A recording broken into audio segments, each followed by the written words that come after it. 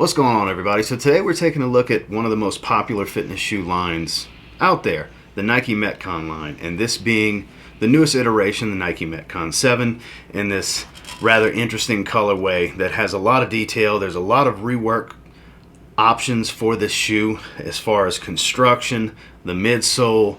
There's a lot to go over here. I'll try to keep it as quick as possible, but let's talk about the Nike Metcon 7 and what it's good for, what it's great for, and what it's maybe not so good for. Stay tuned.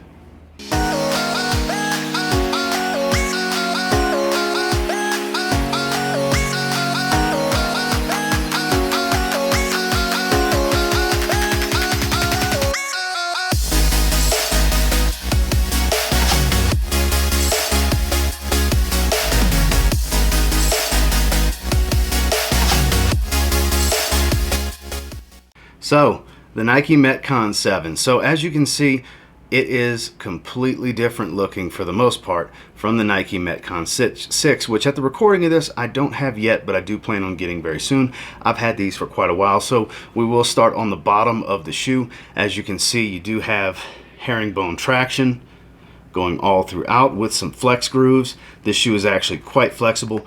The herringbone here, which I mean you can never fail with herringbone, is very pliable. So if you're the type that likes to do workouts outside on the concrete, you're going to burn these down.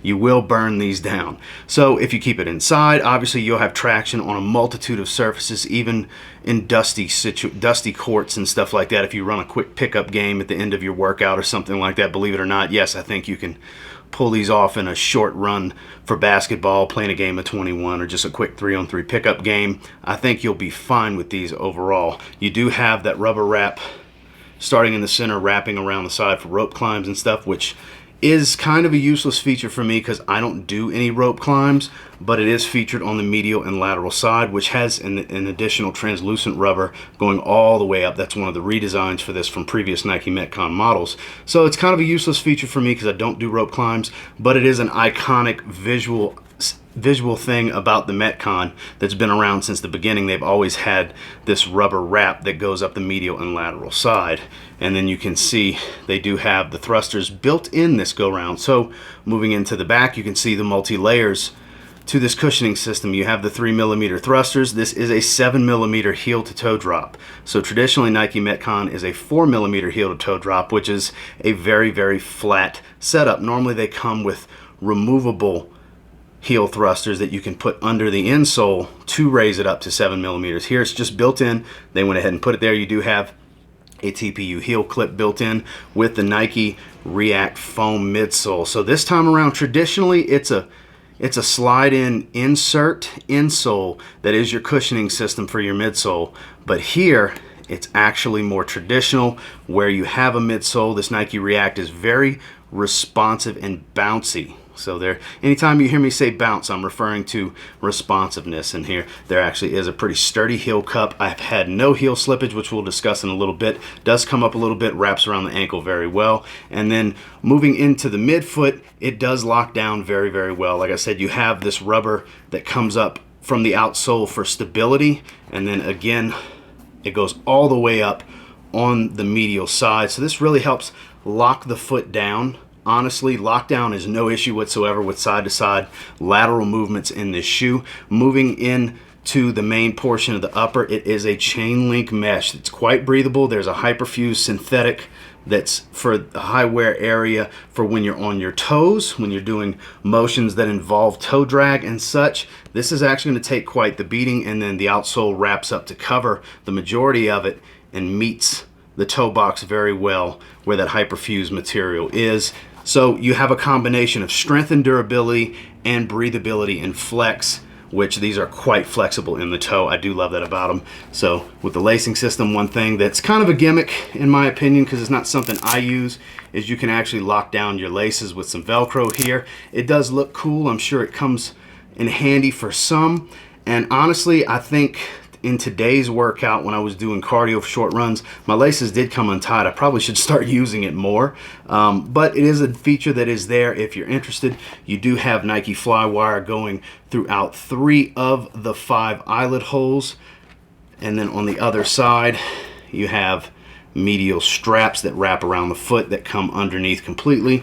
So The construction on the shoe has changed greatly, but the fit overall, because they're not as athletic and narrow as traditional Nike Metcon models. I do have some of the older models, the 2, 3, 4, and 5. I just don't have the 6.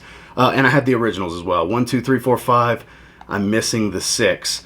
But it's a little bit wider, therefore they are that much more comfortable, but not so wide that you would have to worry about any movement as long as you go true to size. I would absolutely go true to size. These are an 8.5, which is my true size, and my toe has very little room at the tip, just enough room that as long as my foot's locked down, we're good. So I'm not at the very tip where it can stub my toe and sudden stops, because the grip is that good, but I have just the right amount of room. They fit perfectly at a size 8.5. So moving into powerlifting, that's what a lot of people are concerned with when it comes to these Nike Metcons. They are traditionally extremely stable. You will not have any issues with stability, even though they have the Nike React midsole, okay? Because previously, like I stated a minute ago, you would have a drop-in midsole. Here, it's just a removable insole. So there's a little bit of step-in comfort, a little bit of an EVA foam, and then you're riding on that midsole. So it is a thin layer of Nike React. So I don't actually feel compression. Squats, deadlifts, leg days, leg presses, hack squats, I don't actually feel any compression, yet when I do athletic movements, which we'll get into in a little bit, I do feel a little bit of a bounce, a little bit of a spring, but overall they're very sturdy, and like I said, I never really feel any real compression here. They seem to be very stable and firm when they need to be firm for the most part.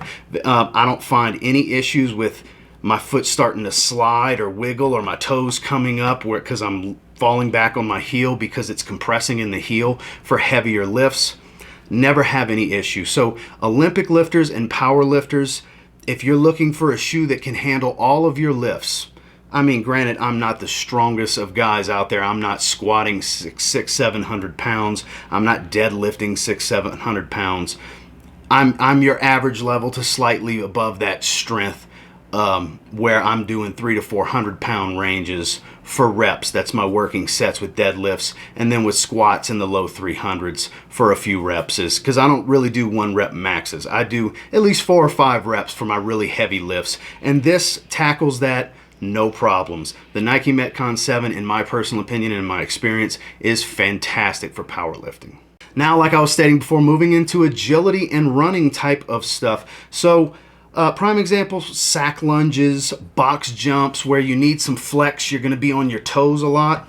No issues. Just enough spring in my step when doing box jumps to really get that little bit of bounce I'm looking for when I'm going, you know, jump, jump down, jump, jump down, just constantly on my toes. I try to keep a steady pace where I don't exhaust myself too quickly, but I still get the heart rate up rather fast. This shoe does the trick. This is extremely versatile, from stability for powerlifting on to agility and box jumps.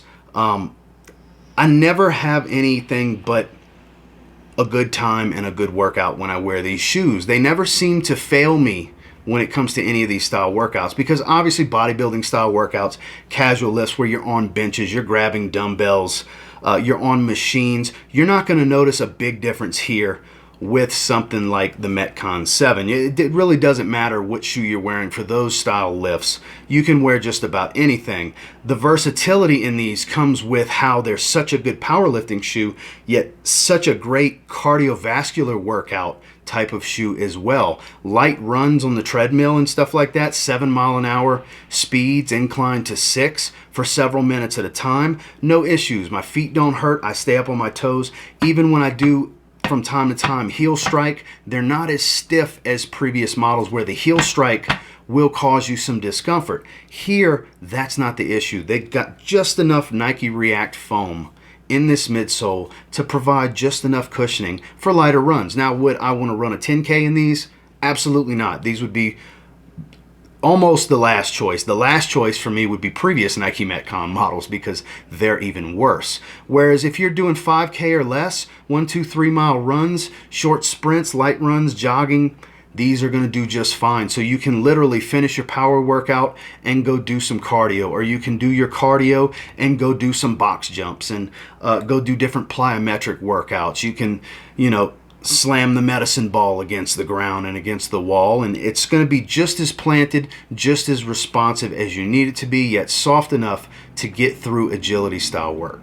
Daily wear. So a lot of people wear their shoes to and from the gym. Depending on where you work, you might be able to wear your training shoes around work as well. And I do think they have enough comfort to work in daily wear. Now, the previous Metcon models, not so much. Not something I would want to be on my feet for 8 hours straight in. I always keep those strictly for the gym. I keep them in my gym bag, put them on when I get to the gym, or if I'm just going straight to the gym from home, I'll wear them from the gym from home to the gym and back. Whereas here, you can put these on and you can do just about whatever. You can get through your day. They are just soft enough. There's enough stepping comfort and enough kind of spring in your step, if you will, to not be too firm to get a lot of foot fatigue. Now, for some people, you may get more foot fatigue if you're not used to these more narrow fitting, more stable shoes.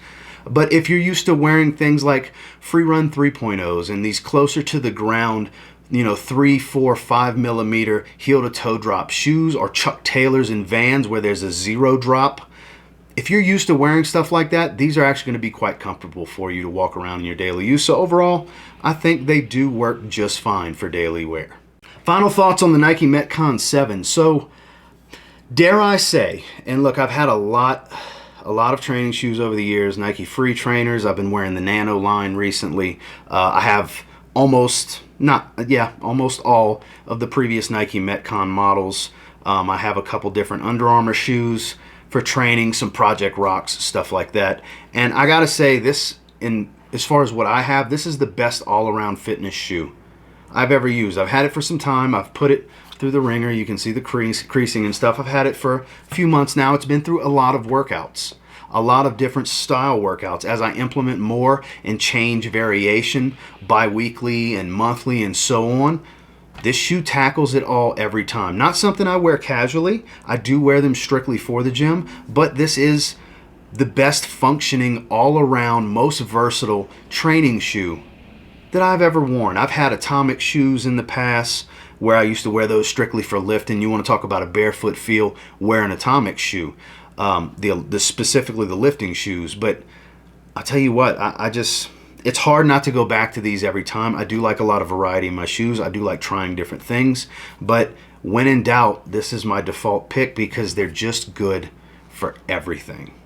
Definitely get your hands on these if you can. They are a little bit pricey at the $140 USD price point. They're on the higher side of what training shoes cost, but you're getting your money's worth with the Nike Metcon 7. In my opinion, the best Nike Metcon to date because of the versatility, the added comfort without loss of stability, which is what made this shoe line famous in the first place.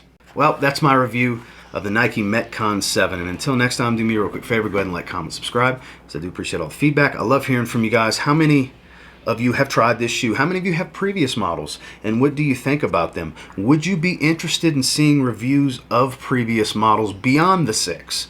The 1, 2, 3, 4, 5, maybe a retro review type of thing, because you can still find a lot of those models either in excellent used condition where they're just about new, or in some places you can actually still find Nike Metcon 3 and 4 and so on brand new in the box for around $100. So if that's something you guys would like to see, please sound off in the comments and let me know. And until next time, I will say, if you get your hands on the Metcon 7 and you implement it into your workouts and you put it through the ringer, it might end up being your favorite training shoe as well. Have a good one, guys.